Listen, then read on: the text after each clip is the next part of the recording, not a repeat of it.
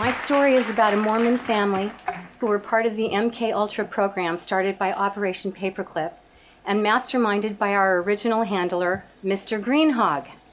To us, he was Mr. Greenhog, but there is reasonable evidence to suggest that his real name was Joseph Mengele, who always liked to use names with the word green in them.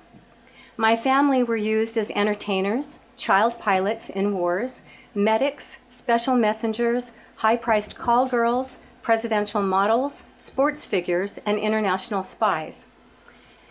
There were 13 children, and then my mother raised one more.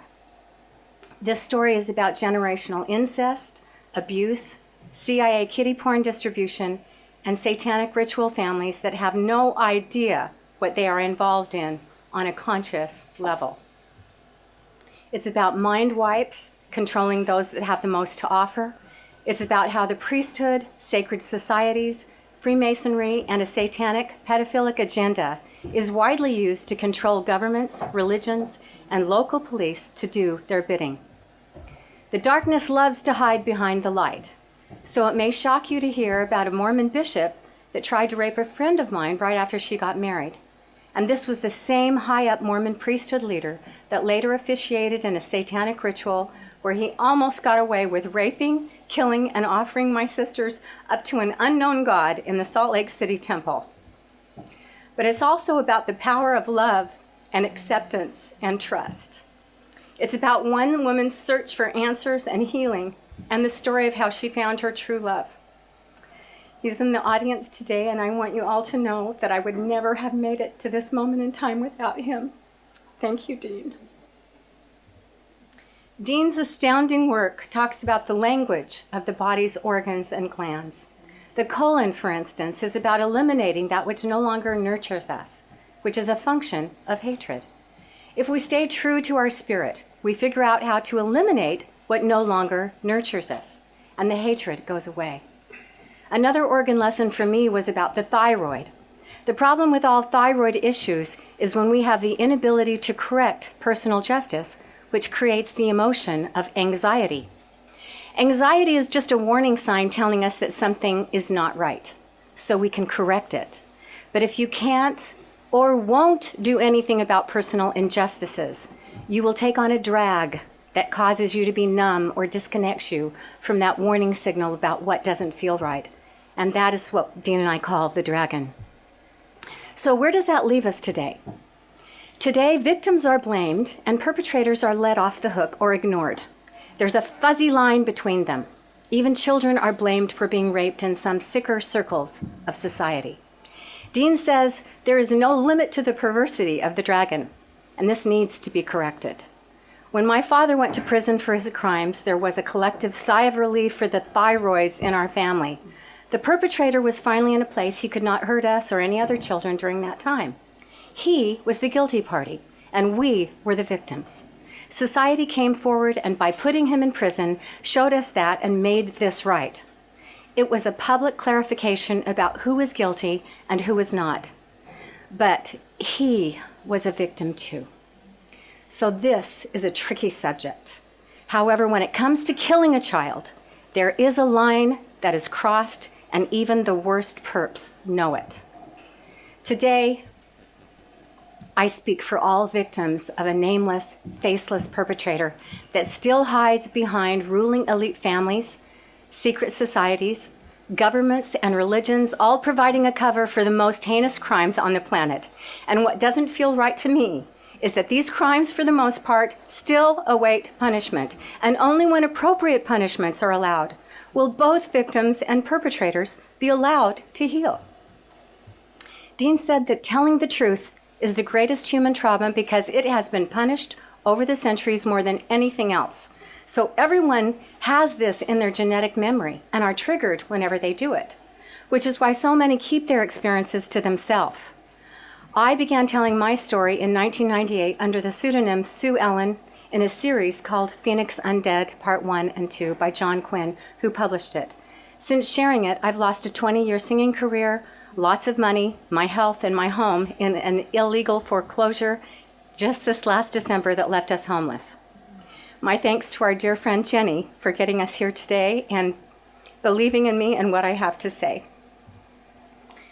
My sister Nancy tried to tell and was shamed and got sent away to Aunt Daisy.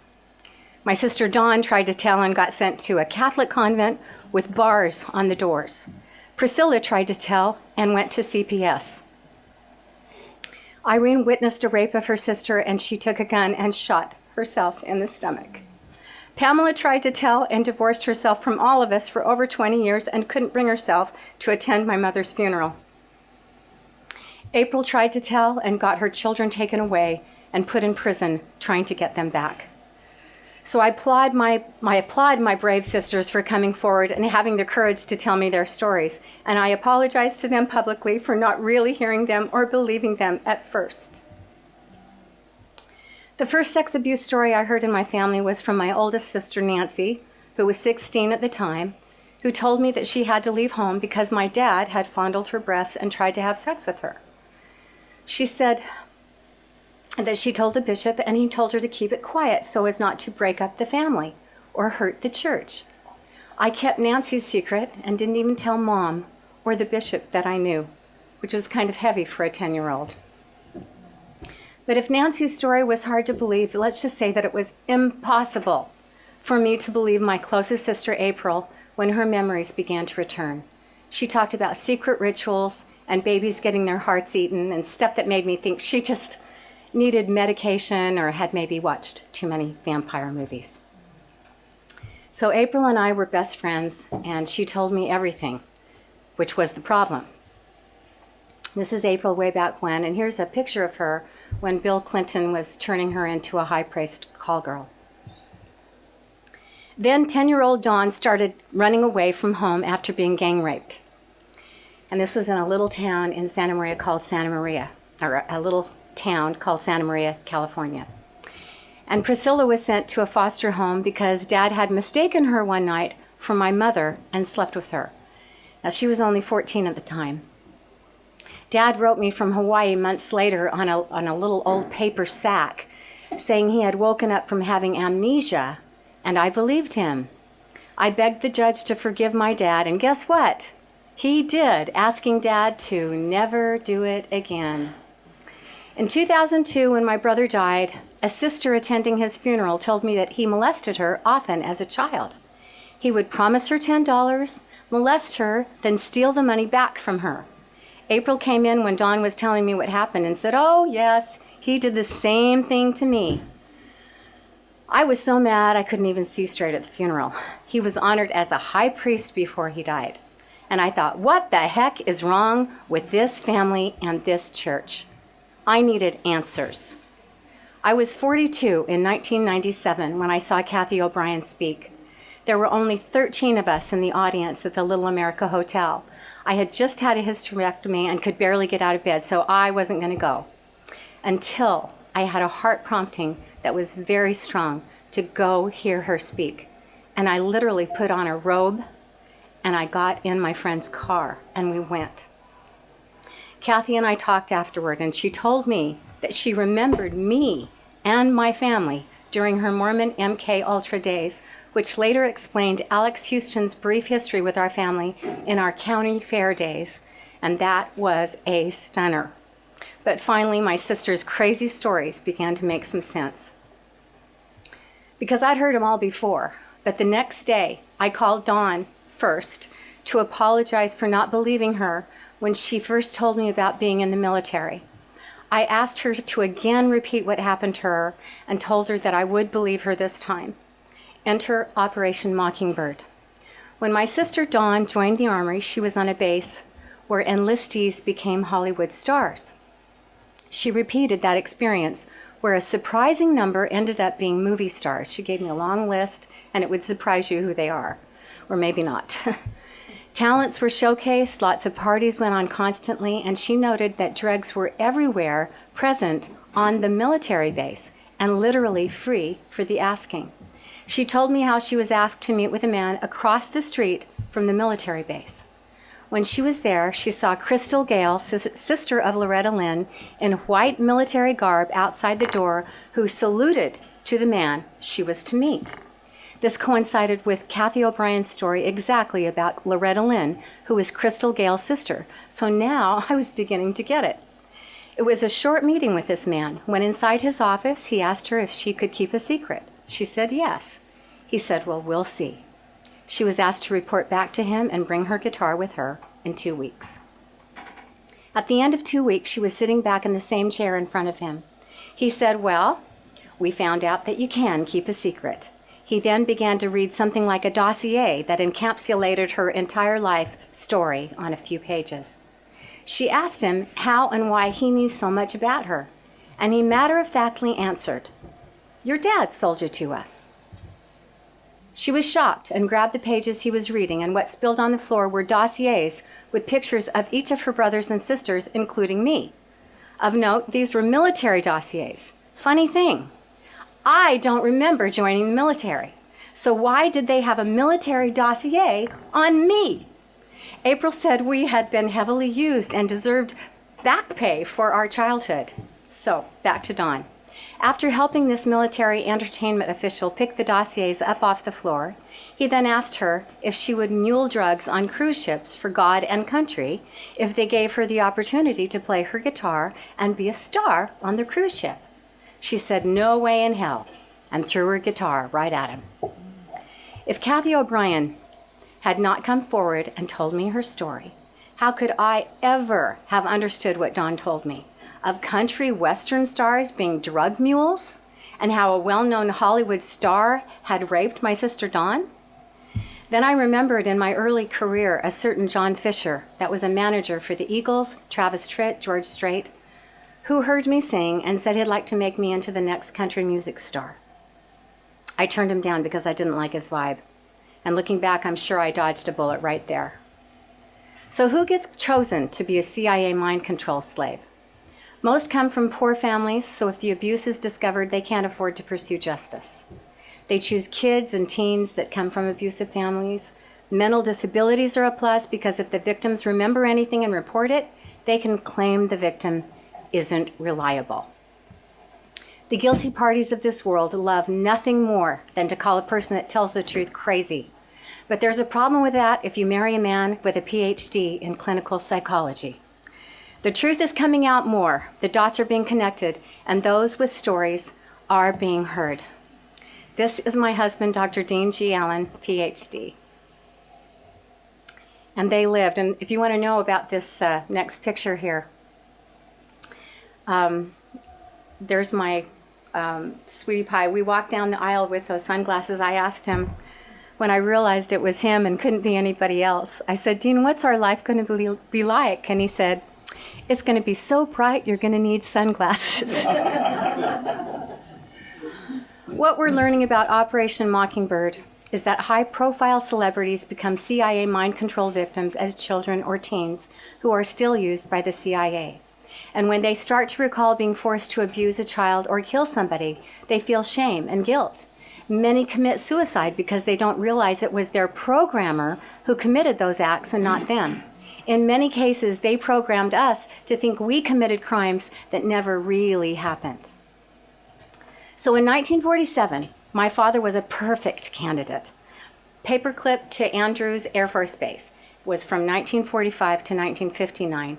And I understand they took the Operation Paperclip through all the Air Force bases, and my dad was right there in 1945 when this all started.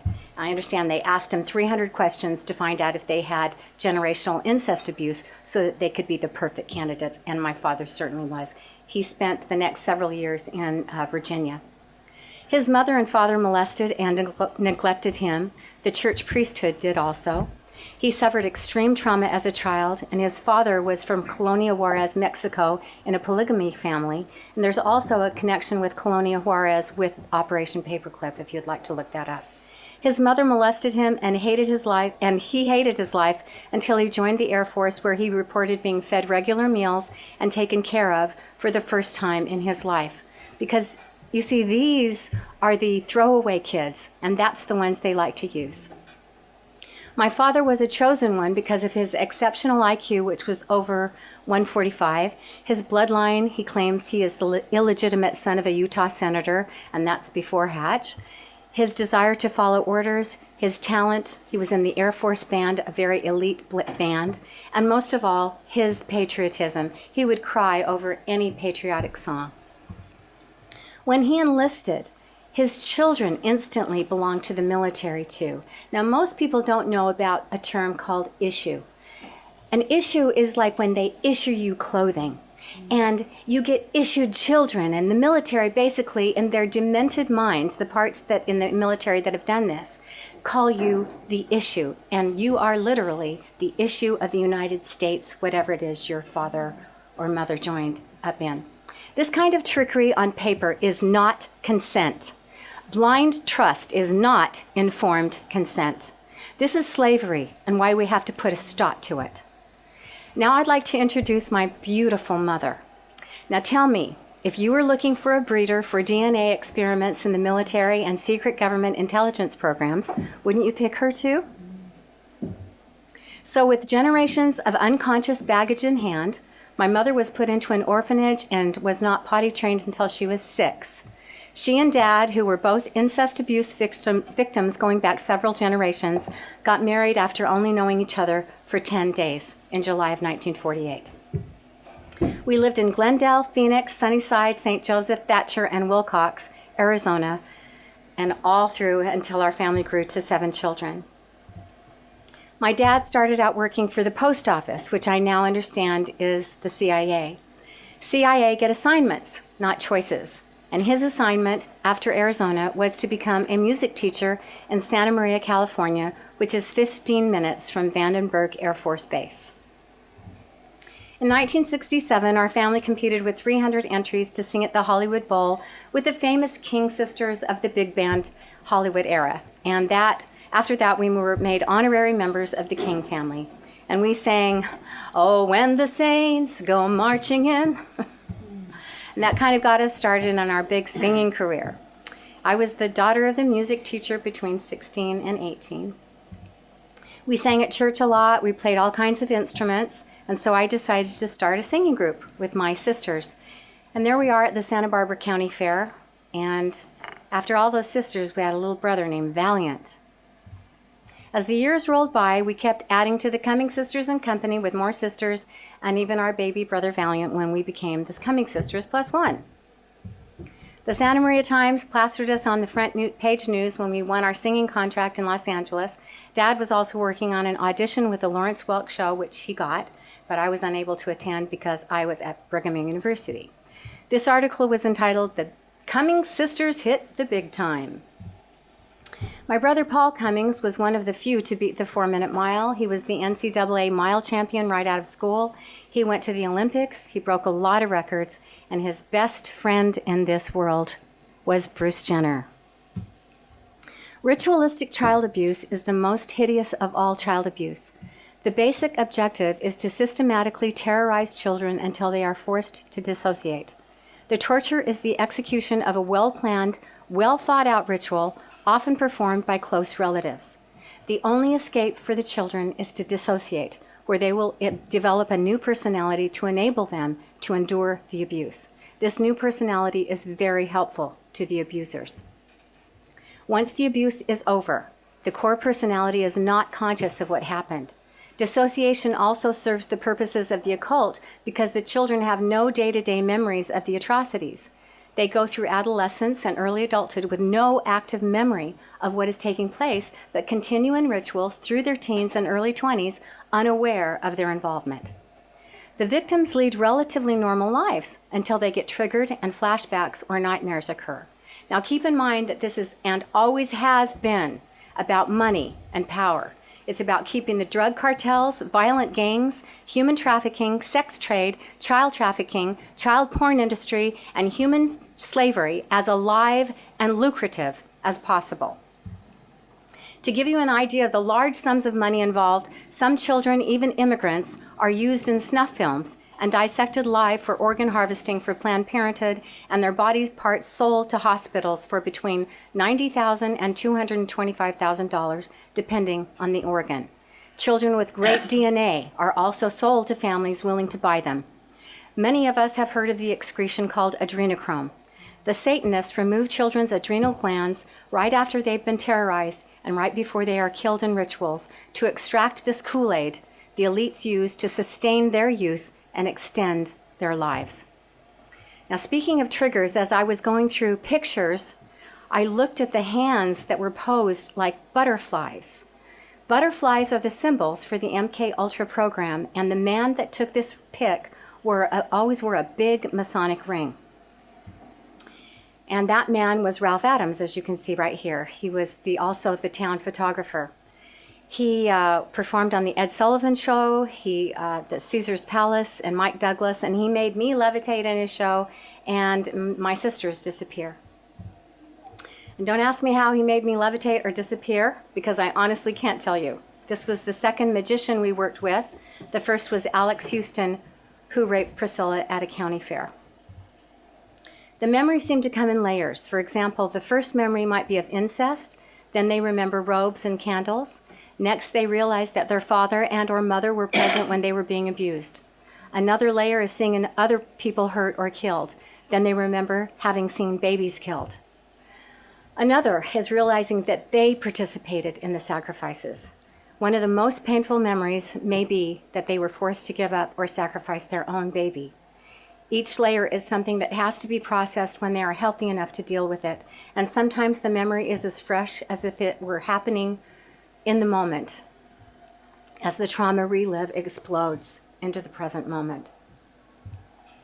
This is what happened to my sisters when their memories resurfaced, sometimes right in front of my eyes. They would get severe headaches, body pains, and they would often throw up. And then they would call me. I guess I was the family therapist starting at 10 years old. In the late 80s and early 90s, our memories began to resurface.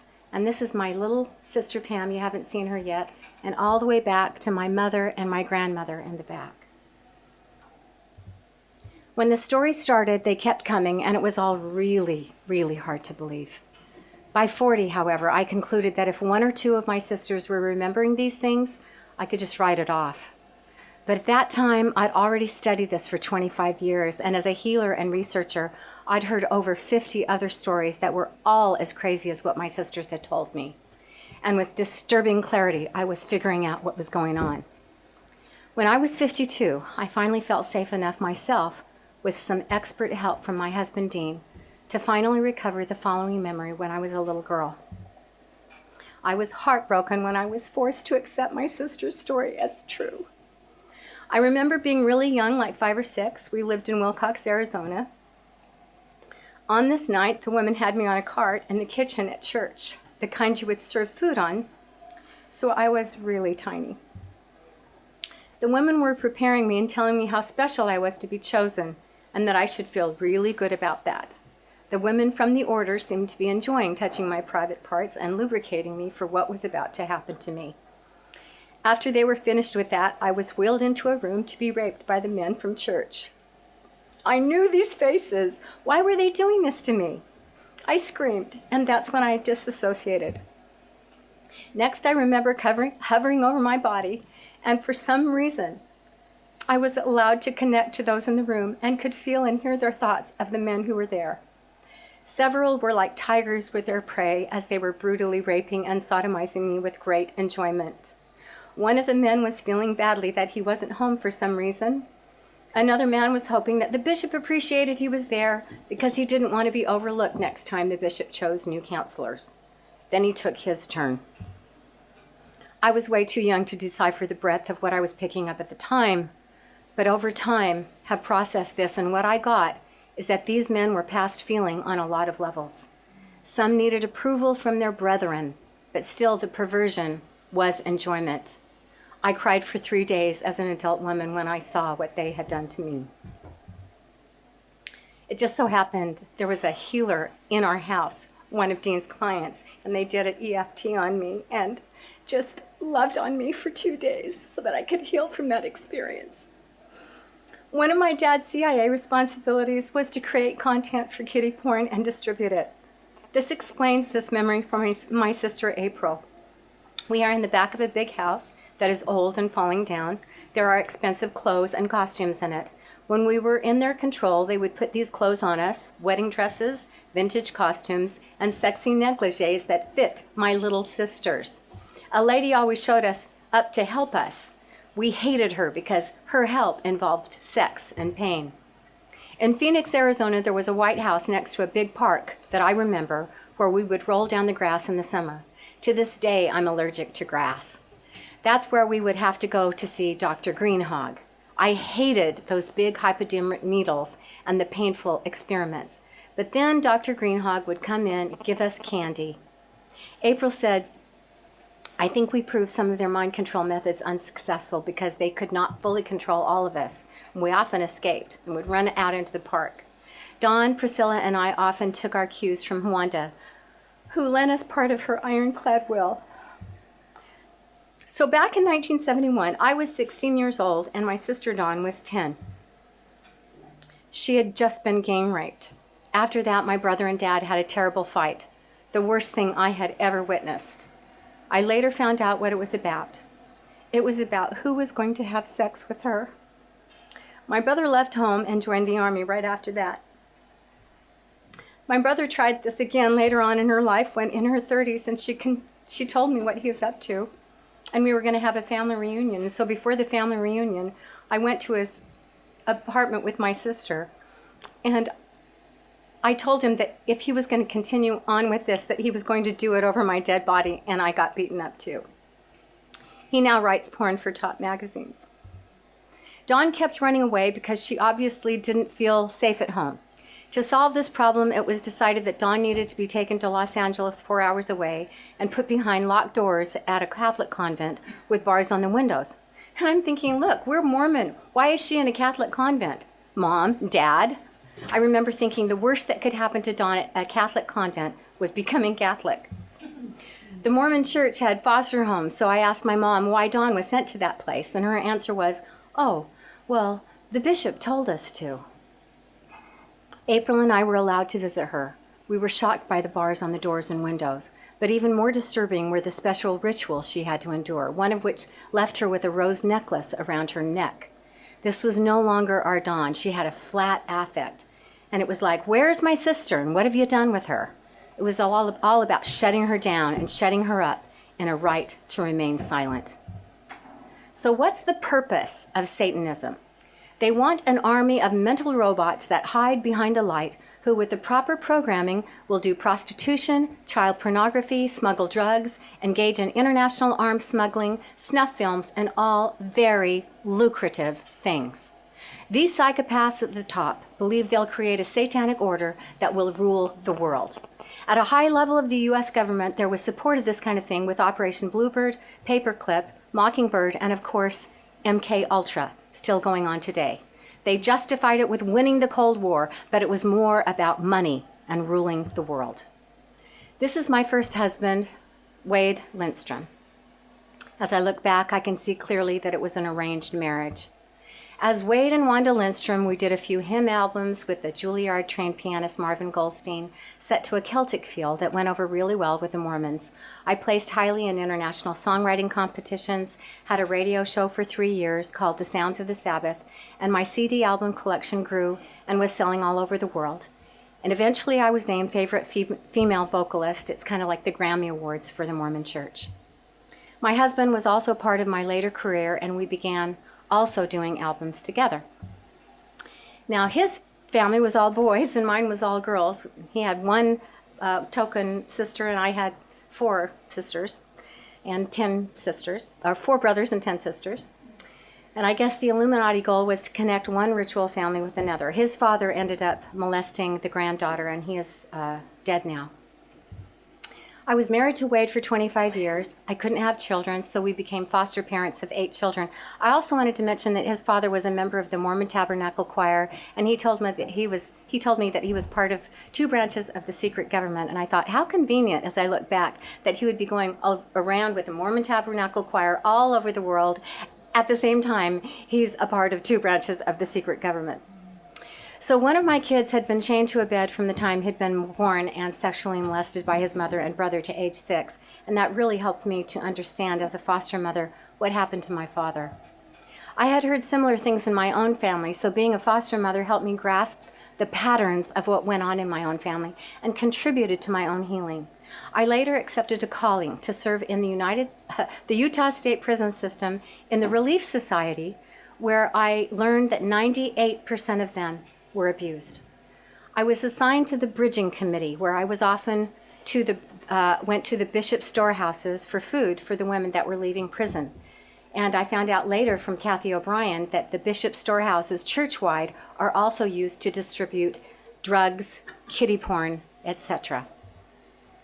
So going back, I'm 14 in this picture at a girls' church camp officiated by priesthood leaders. And notice our military outfits. We were tortured in the next 2 years. We were used in secret experiments, raped in their evil rituals, and brainwashed. My sisters and I were not the only victims. My whole Mutual Improvement Association youth group that I grew up with was also used. We were sold to the federal government by our father and his priesthood and military leaders. And I can tell you names if you want them. Church camp with Pearl Knight. She's no longer with us, but she was also in my church camp, and she was also one of the women that did the experiments in the deep underground military bases at Vandenberg Air Force Base. I remember a red settee in a huge room in one of these bases, one of these underground bases. Just absolutely, there was no end to the ceiling. It was so high up, and the room was monstrously big. And there was this red settee in the middle, and my sister April and I were just about ready to get our hypodermic needle that we always hated. And I remember saying, "You run this way, April, and I'll run this way." And we would run and run and run, and we could run just like my brother. And so they always had a hard time catching us. We hated those hypodermic needles. But we would run, but we couldn't hide from those white lab coats. They did finally catch us and strap us onto gurneys, and they had their way with not only our pubescent bodies, but our minds as well. April remembers the day I got my eggs harvested. She heard my screaming as we were put through some terrible torture with the electrodes. Since she was the breeder, now I couldn't have children because I had endometriosis, which I now found out was something they gave me. They would use my DNA. Now this is going to sound really crazy, okay, if you are not familiar with this. They would use my DNA and implant it in her womb and then harvest the babies into advanced incubators when they were just viable. We often tried to escape when I would wake her up using their codes. I remember horrible earaches and a lot of time underwater. There were some experimentation, breathing underwater. And if you want to ever watch the Hollywood movie, The Deep, that might explain some of these experiments that they were doing to us. As a result, I hated to go swimming because if I got any water in my ear, I would often end up with horrible earaches. It's because I had a hole in my ear. April asked a lot of questions during the experiments when she was awake and was actually told the answers about who the babies would be given to and what would happen to them because they never thought she'd remember or tell anybody.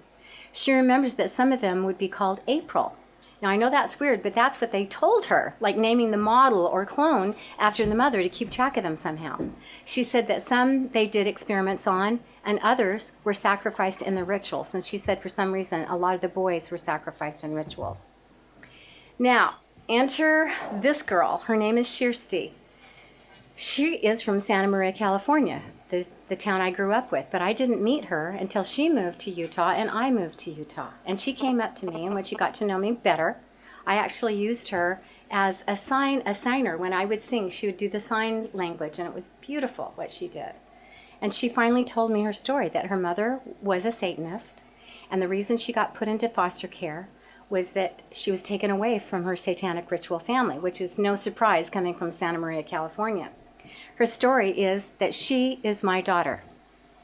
Now, the jury is still out on this, but we are going to have a gene test because her mother, admittedly from a satanic family, said that my DNA was used when she got pregnant in the labs. She said she was experimented on and actually told that the DNA came from me. The crazy thing is, and we only figured this out years later, is that Kristy's story coincides exactly with April's story, that she was used as a breeder to carry my DNA, and the babies would be harvested early and put into the advanced incubators and finished to be used as Manchurian candidates in selected homes. April said that several of these children were named after her, April Cummings, and she has kept track of some of them over the years because she knew the families they had been given to. Dean and I found out we actually looked and we thought, this is so crazy. We're going to look on the internet. And one of the people we looked at that were named April Cummings has gestures and looks exactly a lot like me.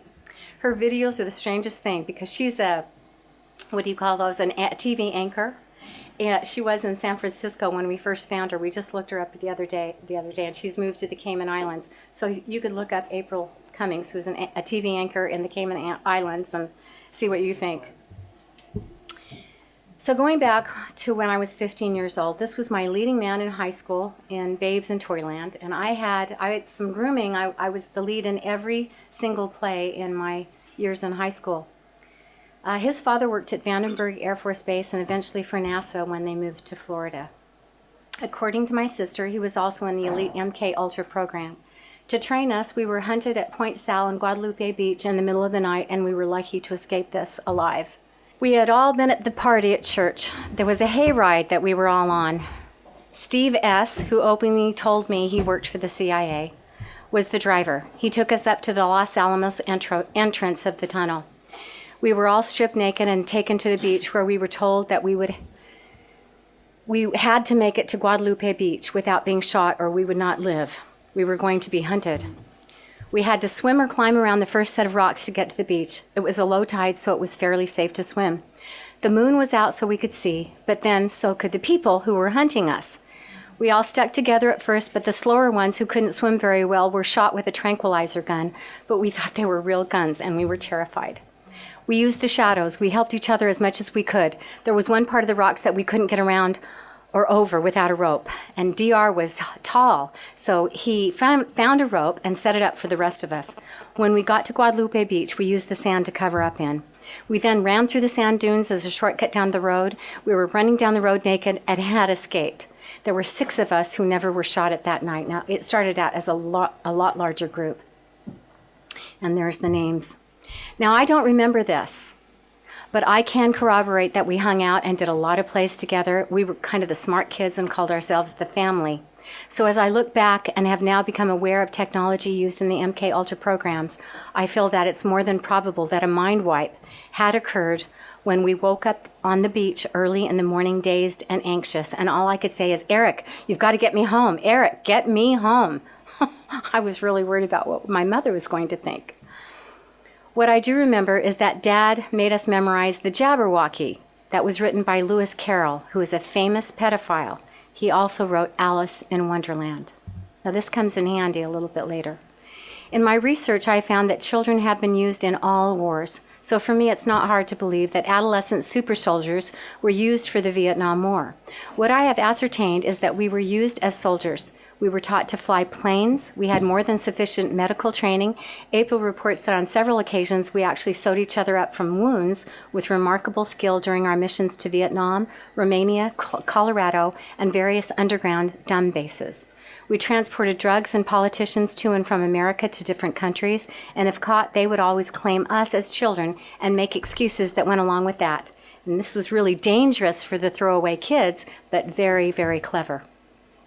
The craziest story is about Senator Jack Ryan. April reports that he died on one of our missions in Colorado right after he saved our lives. She also reported that Bill Clinton was responsible for his death. Now, I would love, Robert, to have all of this looked into by intelligence sources. Now, keep in mind that I don't remember this at all, but I will say that when presented with the opportunity to fly a plane 2 separate times, both my landings were perfect, and the people flying with me made comments like, "Wow, it looks like you've been doing that all your life," which is exactly what it felt like. April recounts it was the end of the Vietnam War. The CIA had orders to take out some supply depots and oil derricks in North Vietnam and North Korea without being detected. They had just the operatives to do it. The 6 of us had been training for 9 months. We had flown the F-14 fighters that no one knew about yet. We were doing formations. We could land and take off anywhere. There were 3 planes that had 2 pilots each. It was Mach 3 all the way to Midway Island when we refueled. We were not told what we were doing. We were only out on an exercise, and we were in competition with each other to see who could follow orders the best and hit the targets on the game board. It was kind of like a road rally, only we were using F-14 fighter planes. This was no game. We had to read the maps and follow the directions that were encoded. We had our own language. It was cartoon character and Disney-based. And when April was telling me this for the first time, I really thought she was crazy. Then I read Kathy O'Brien's book and heard her testimony about how they delivered messages to each other that was cartoon and Disney-based. So over the years, as I became more aware of things like pedophilia used to trap politicians, deep underground military bases, the uses of children in these programs, secret societies, and the evil nature of those in power, I became more open to the possibilities that these things did happen. Families involved are rewarded for making their kids into stars and even winning local beauty contests. Which brings us to my next achievement, which I thought was my achievement. Right after our stint in the military as children, I was encouraged to try out for the junior miss for our little town of Santa Maria. I had good grades, and anyway, several of my church leaders told me I should do that. And in 1971, I was crowned the junior miss and flew to Santa Rosa, that just happens to be, as I look back, by Bohemian Grove. And we were supposed to sit at lunch with all these old guys. Of course, and I got to sit next to Charles Schultz, who wrote the Charlie Brown cartoons, and he was kind of shy and kind of sweet. That year, I also won a scholarship in theater to Brigham Young University, so it was a big year for me. And the following year, they had a big deal at the Ethel Pope Auditorium for me, and that was the year my sister April was also competing for the Junior Miss program. At the state level, I won the Physical Fitness Award, where we danced Take Me Out to the Ball Game with baseball bats to choreographed routine. And my brother had just won the NCAA Mile Championship, so it was a big year for our family. And I have to wonder, what on earth did my father do for us to be involved in all of this? April told me that the programmers were hardest on me because I was so strong-willed, hard to break, and couldn't be hypnotized. She remembers seeing the electrodes they put on me and the pain they would cause me every time I defied them. She said that my reward for compliance was to become the next Junior Miss pageant winner. They were going to use me to spy for them on an international basis. She said we both proved to be unreliable candidates until they put an advanced implant just under the skin in our heads called a cap. At first, they were in our teeth. After that, they did use us for a mission to Romania, where we delivered messages to top brass there behind the Iron Curtain. This was during the reign of terror under the Romanian president, Ceausescu, with our college choir and sponsored by the Reader's Digest. Which brings us to Nabisco. My dad had many different jobs. He was a music teacher. He did lots of music lessons after school with parents that trusted him with their children.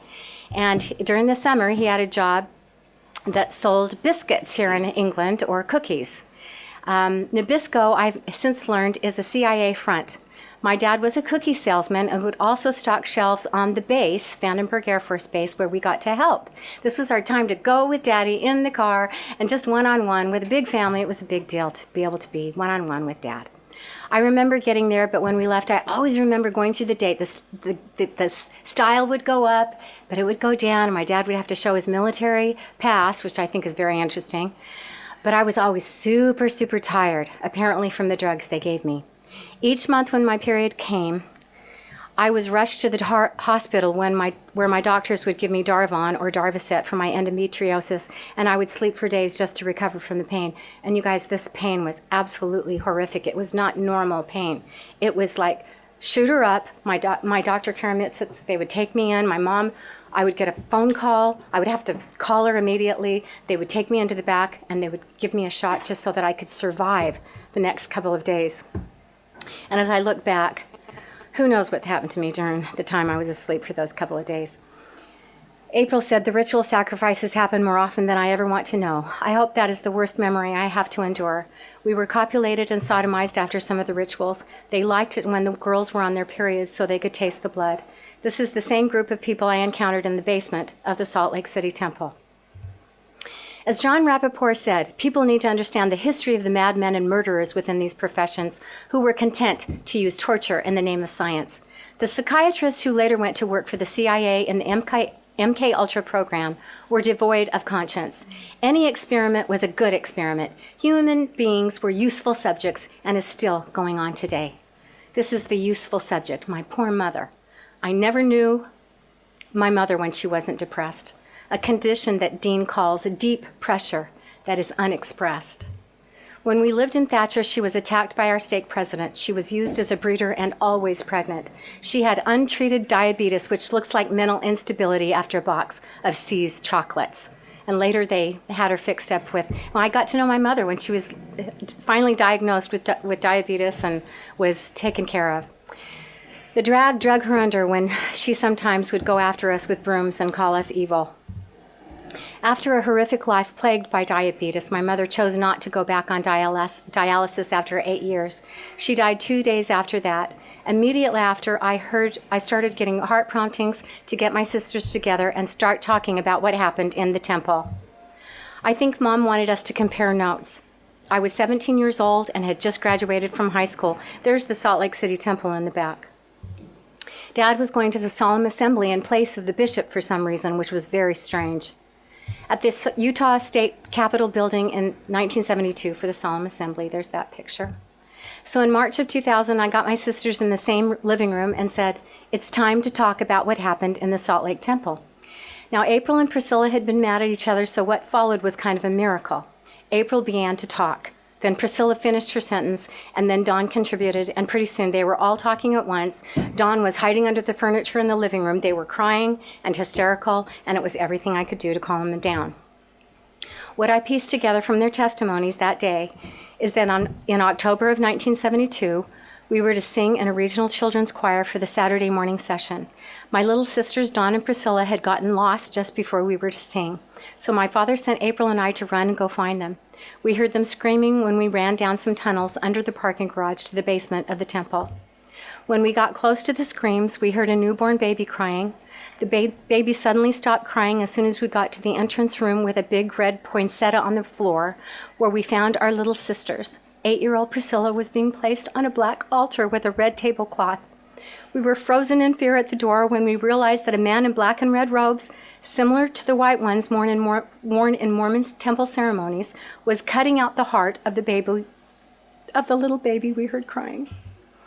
We knew that this man was a high-up leader in the church even then, but who eventually became the prophet of the church. This man recently died. He held a jeweled dagger as he held the lifeless body and tiny heart and took a bite out of it. April and I had seen enough. Dawn had found a hiding place under a piece of furniture, and while I was fetching Dawn, April grabbed Priscilla and said, "Those are my little sisters, and you can't have them." Bullets whizzed past our heads as we ran, but we somehow made it down to the end of the hallway without being killed by the men in dark suits. Spencer W. Kimball was not yet president of the church. He was the following year. He was a family friend from Arizona and the brother of Alice Nelson, who was my mom's visiting teacher when we lived in Arizona. He was not the man inside that temple, by the way. He was at the end of the hall. Miraculously, he was right there at the end of the hall and told the men to stop shooting and said, "Leave them alone, they've had enough." They hypnotized us when we were in the elevator, and since we didn't have enough time to get into our proper seats, we sang right where they put us as if nothing had happened. You may ask, why do these people do this to children?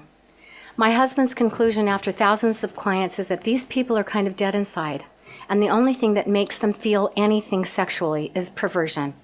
The worst kind of perversion is hurting kids, so these folks have to hurt children in order to feel anything. And the saddest thing is that research indicates that the highest porn subscription rates are from Utah. Right after the incident, both April and I tried out for the prestigious Sounds of Freedom. That's April and I there in the middle. April and I were a featured duet and got to sing "You and Me Against the World" as a sister act. We toured areas where a lot of deep underground military bases were located, the Four Corners area, Albuquerque. We also visited Carlsbad Caverns. In a secret chamber in the caverns, April recalls another bloody ritual. I worried so much for the little kids that were still at home with Mom and Dad. I felt him go over the edge during this time. Looking back after I left home and got married, Priscilla was raped by Dad. Christopher was beaten and sodomized. Pam and Andrea were preyed upon and groomed, and Roberta got pregnant at age 15. There's my brother Christopher after he had been severely beaten. Pamela began to date a guy when she was 17. Pam said Dad was actually jealous of him. Mom and Dad were staying with me after Dad got out of prison, so out of curiosity, I asked him about that. I could tell that he was instantly triggered by a strong emotion when he looked at me and said, "Why would she choose James when she could have me?" And I thought, whoa, my dad is not okay still. This is not a grown-up. This is a young boy with a crush. This is his arrested development stage. And then I knew why my Pied Piper father, why he got along so well with children. He was one of them. This is Roberta in overalls with Priscilla, Val, and Chris, and she was already pregnant there. I remember going to visit the family and going to lunch with Dad and my sister Roberta. After prison, my dad was no longer a teacher, but was a fundraising director for area schools in the Henderson, Nevada area. When Dad showed up in his car, he said he'd been fundraising all day, the car was full of stuff in the back and not to use it. Roberta didn't hear him, and she opened up the car to put her purse in, and out fell a bunch of kiddie porn. And now I wondered what Dad was really doing in the school fundraising business. Was it selling cheap jewelry and candy or kiddie porn? And my final question was, who was he selling it to in the public school system? I get now that pedophiles are attracted to the teaching profession with few protection measures in place to identify and stop them. Looking back, I shudder to think of my father being in any public school system or doing those private music lessons after school. You may ask, why do these people do this to children? Dean's conclusion is that they need extreme perversion, and the worst perversion is hurting kids. Repentance has become a business for churches, so even victims are told to read more scripture, repent, and pay twice as much tithing as part of the repentance process. But my question is, what are the victims repenting for? The structure of our society, education, government, and military, is a structure of chaos, and churches are a big part of that. This is a structure of brutality, of insanity, of sadism, of fetishism, of cannibalism, of exploitation of the innocent, of torture, of murder, and of death. But love and compassion are the highest forms of intelligence and in human evolution. These elitists who program children have yet to evolve and don't feel emotions like those much higher on the evolutionary scale. But dark games don't fly in the light. Love triumphs as more and more are speaking out. I now believe that ritual abuse programming is widespread. Reputable sources are saying between 8 and 10%, depending on where you live. It is systematic, it is very organized, and it is in every dinky, stinky little town across this world, and it's high time to shine some light on it. I remember watching Roots and seeing the people that were called slaves. It was called slavery. But the worst kind of slavery is when those enslaved are so mind-wiped they cannot even recognize that they have been slaves, that they have been unwittingly experimented on, that their children have been tortured at home, at school, and at church. This is the face of willing slavery, because silence is our consent, and there is no reward for well-behaved slaves. Slavery is not upon us. It's been on us for quite some time. There are only two energies in this world. One is the drag on spirit life force energy, which encapsulates confusion, deception, manipulation, fear, and force. These are the powers of the dragon. And the other energy is love and light. The unevolved dragon on spirit life force energy thinks that if we don't stop what it's doing, that we are going along with it, which makes tribunals such as this so powerful.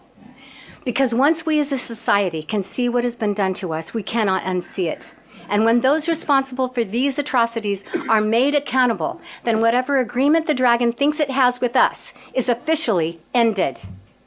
One of my fellow singing friends is Sandy from the Lawrence Welk Show. Maybe some of you remember her. Her sister is a therapist, and Sandy told me once that her sister said if the lights went out in every home in Salt Lake City where there was incest and abuse, it would be dark every night in Salt Lake City. because families wittingly and unwittingly become involved, and bishops and professors can become involved, and co-workers can become involved, and our own siblings can become involved just by following orders in the military. Husbands and wives, even our own beloved parents, can become involved without even knowing it, with their eyes wide shut, as the cycle of abuse continues with generational victims of church and state. To all victims everywhere, I want you to hear these words. This was not your fault. It's the fault of psychopaths that have long considered us slaves to be sexploited and experimented upon, and it must end now. My father is 86 now, and I don't know if he has crossed that line and killed a child or not. The point of killing children and spirit cooking is to get them to cross that line.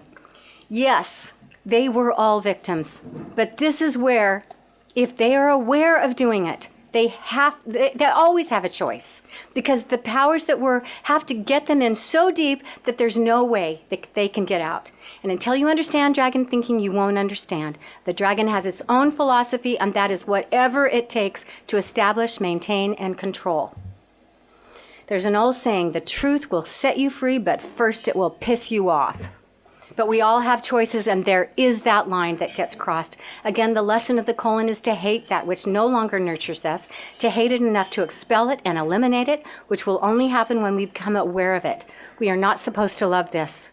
The lesson of the colon shows us that we are literally designed to hate it, just like we hate stinky poop, and eliminate it.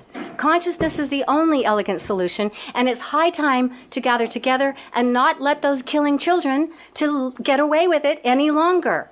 How else are we ever going to have the peace on earth that we deserve? For the sake of any soul that they have left, we must mete out the appropriate justice that each one deserves, or it will just go on and on. My suggestion is to offer the worst offenders who admittedly are not interested in changing a pill that will end their lives or offer life imprisonment. Because I am all for compassion, but that will not extend to child killers that can hurt children again and again. Now, for those shocked at this, it may surprise you how many offenders choose this pill voluntarily rather than live in a world where they are being found out. The dragon hates the light. The dragon plan is to shatter trust, to create a system that can do this automatically and generationally, and to control those with the most to offer. Psychopaths love the light as long as they can control it, use it, abuse it, and own it. That's what pedophilia and child abuse is. Meanwhile, untreated pedophilia leads to wolves in sheep's clothing, and the sheer numbers of victims is staggering, and these people are only discovered after harm has been done. To survive in a nation of sheep, ruled by wolves, owned by pigs, you must become a lion. And to all lions everywhere, I say, it's time to roar. Because every child that is abused by a government is one child too many. Every child that is abused by a trusted parent is one child too many. And every child that is abused by an authority figure in a church is one child too many. The good news is that this all ends when people start telling their stories. Only then can we see that they're all the same story. We are the jailers and the liberators, and by jailing key people right away, we can liberate ourselves. So may this tribunal eventually lead to not only compassion for victims, but justice for the guilty, because we are the ones we have been waiting for.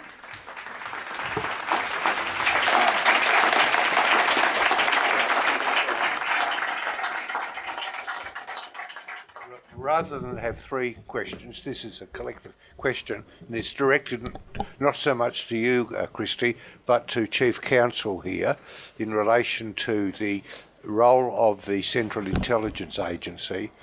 We understand the abuse, the sex, the drugs and everything else, and we're wondering if Chief Counsel could comment on the advantage of the CIA being involved in these programs, and and the dangers of disclosure, like when people do come out of do come out of drug-induced and sex-induced disturbance. I was just saying to His Grace before that, and to my associate Justice, that a friend of mine became addicted to cocaine, and he basically lost his mind. He used to go to parties manned by leading lights in the establishment, including judges,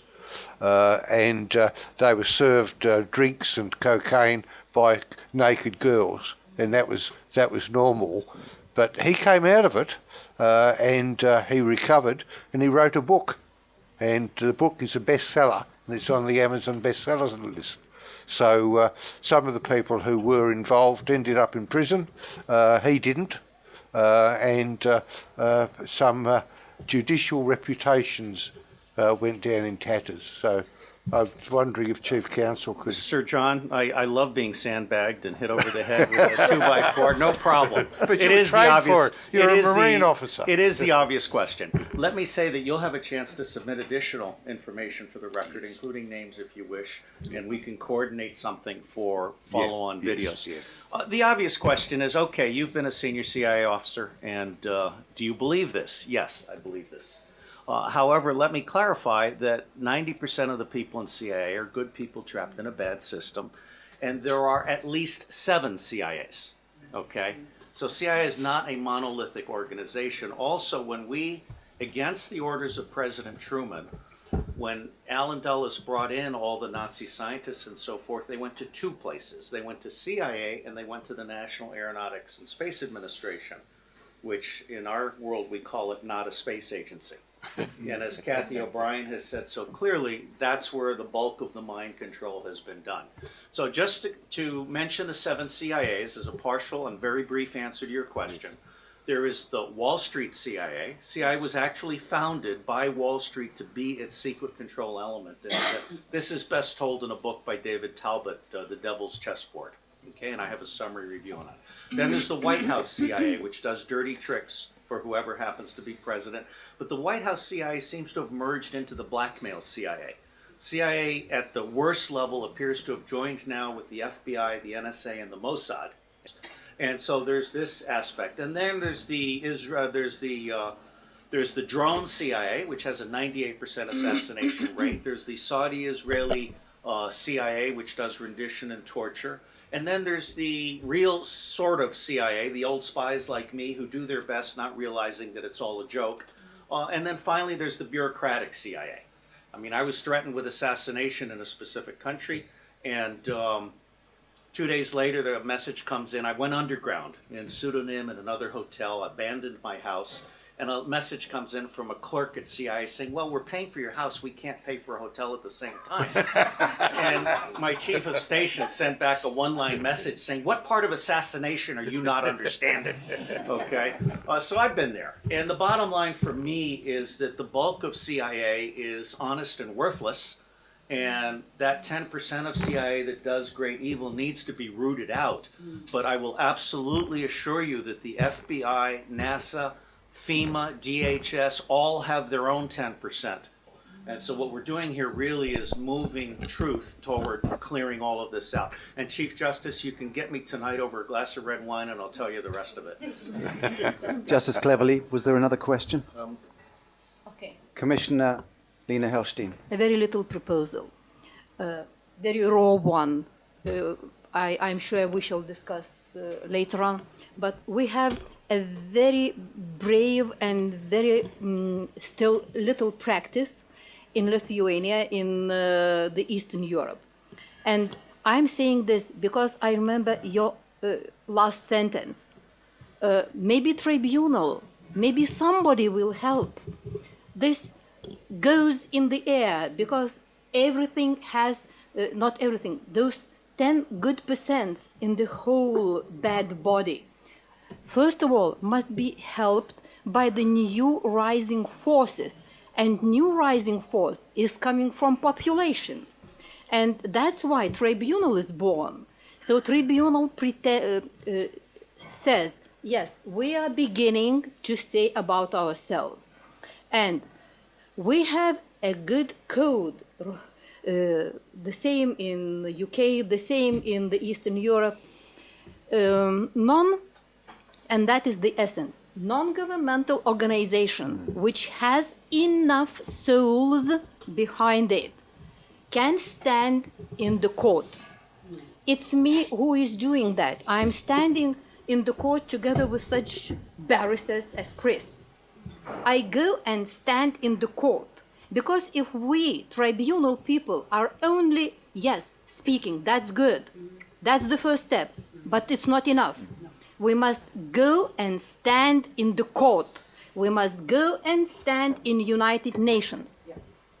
As a non-governmental organizations having lawyers, we know very well our rights. And this is written in the code. Non-governmental organization has the right to stand in the court. That's all. Thank you. Thank you. Okay. Sasha. Okay. Yes, Your Grace, you'd like a quick word? You have 90 seconds, Your Grace. 50 You're seconds. excommunicated. 50 seconds. Thank you. Kristy, thank you. Just one question. I mean, how long did it take you until you woke up? And was it fear or shame that caused you to wait so long? It was righteous indignation. Maybe that's what I would call it. I had gone to a Sunday school class and I read something from the Bible and I asked the question. I said, why did Moses cut off the heads of 23,000 people and put them on sticks and turn them upside down and let the blood run to the ground? I said, what God would ask someone to do that? And then to have the young children being given to the men and killing everybody else, leaving the women and the children. And I thought, what God is going to be doing this? And so I asked the question. And there was some ruffling of feathers, and I could see the priesthood, upset with me. And, well, God's ways are not our ways. And I'm thinking, I'm done. I walked away, and I never went back. I went home, and I remember the following Sunday, I decided to get out into the sun, to put on my bikini out on my deck and lay in the sun. And I started asking questions. Who am I? Who am I? Who am I? I'd heard somewhere that that's a good question to ask if you want to wake up. And something happened to me. I connected with something, and I've never really disconnected from it. And it just, I would ask a question, and the answer would be instantly there. Kristy, thank you for that.